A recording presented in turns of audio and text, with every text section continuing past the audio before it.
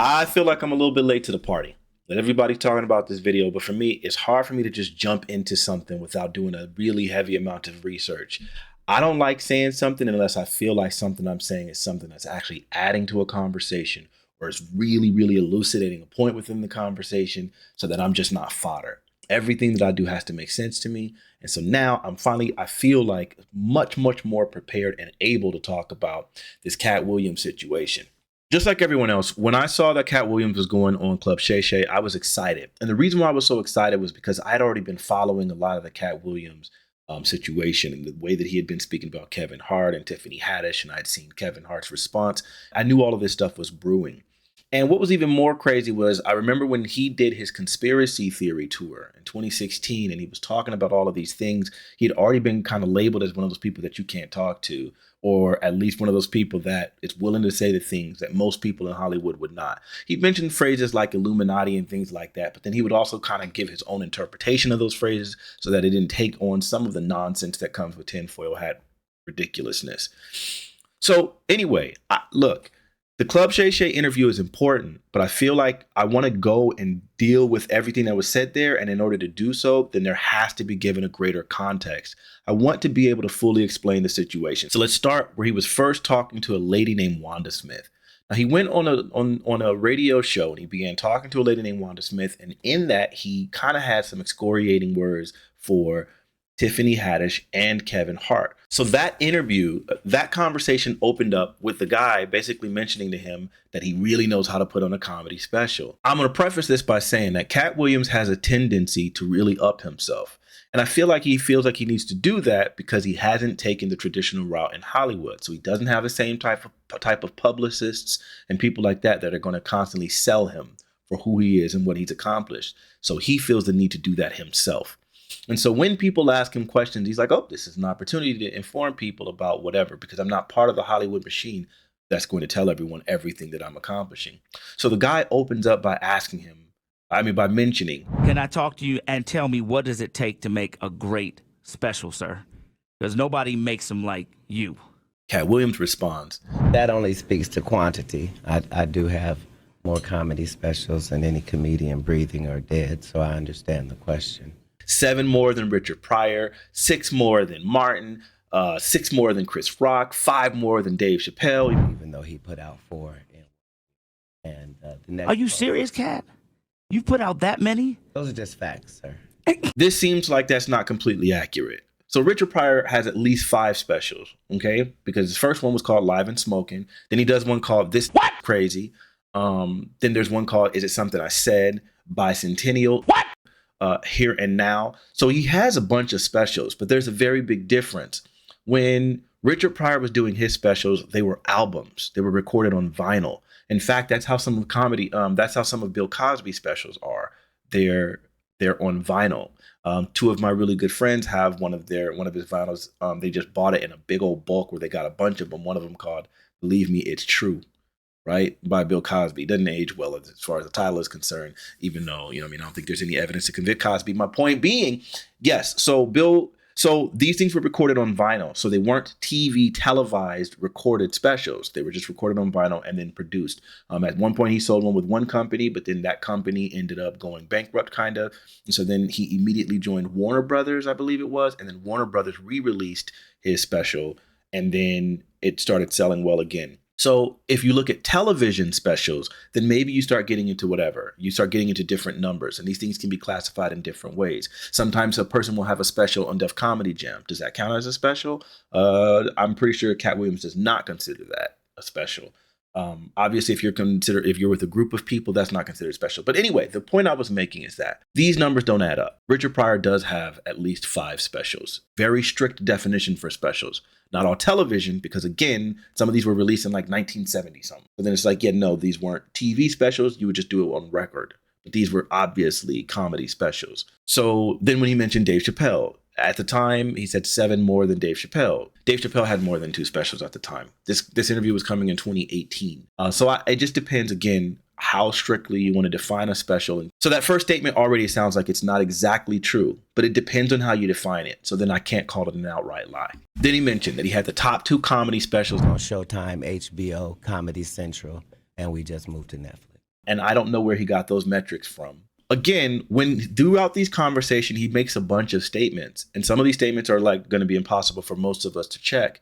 But these are just the statements that he makes. For example, he mentions, I'm 50. I've never had a bank loan or a car lease in my life. Are you serious? That's correct.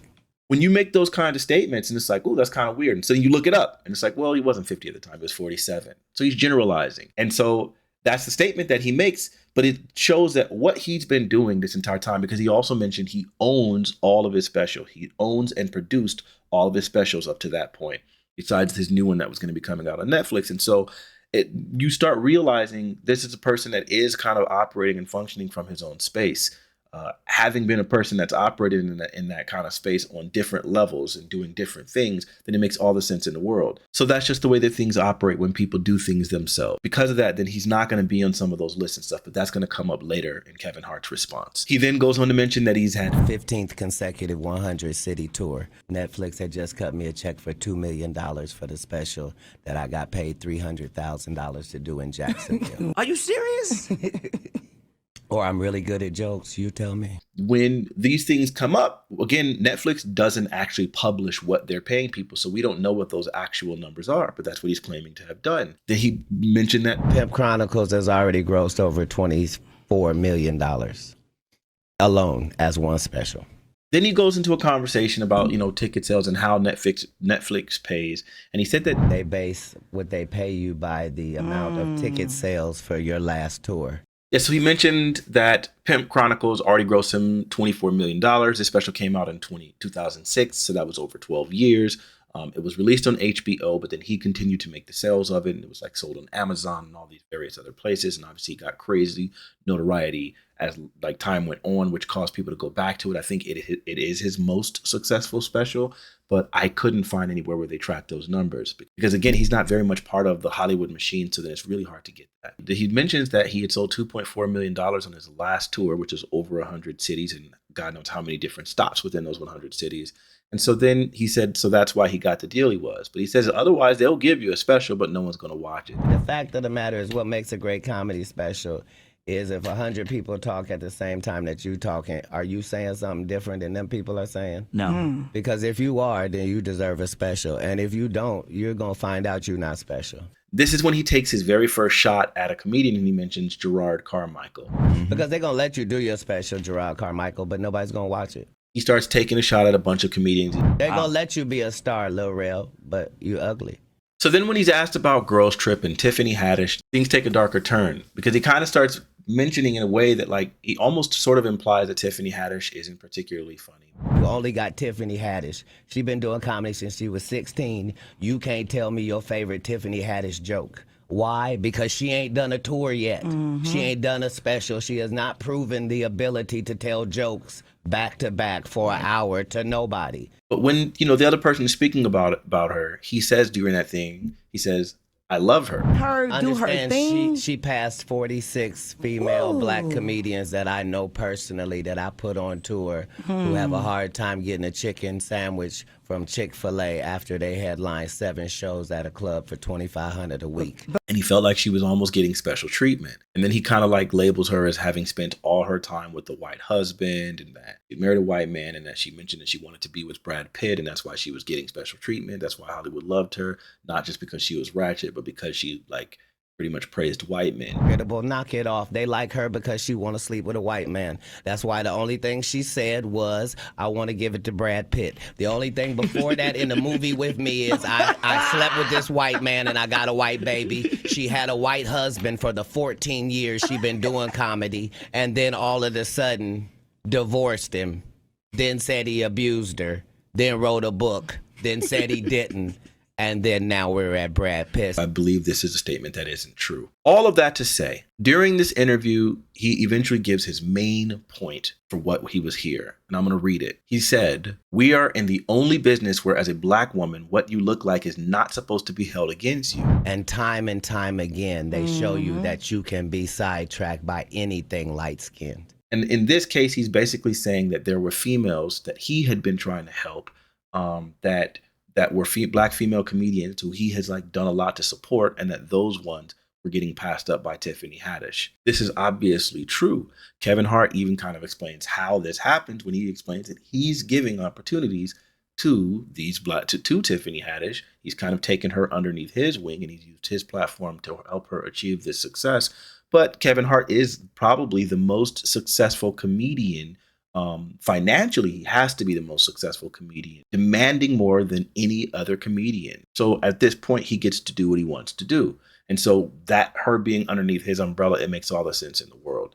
Now, this is kind of where things take a darker turn. He was doing this thing with another person at the time, and Wanda Smith eventually asked that person about his children and talks to that guy. And then Katt Williams' children get brought up into the conversation, and she's asking about what he cooks.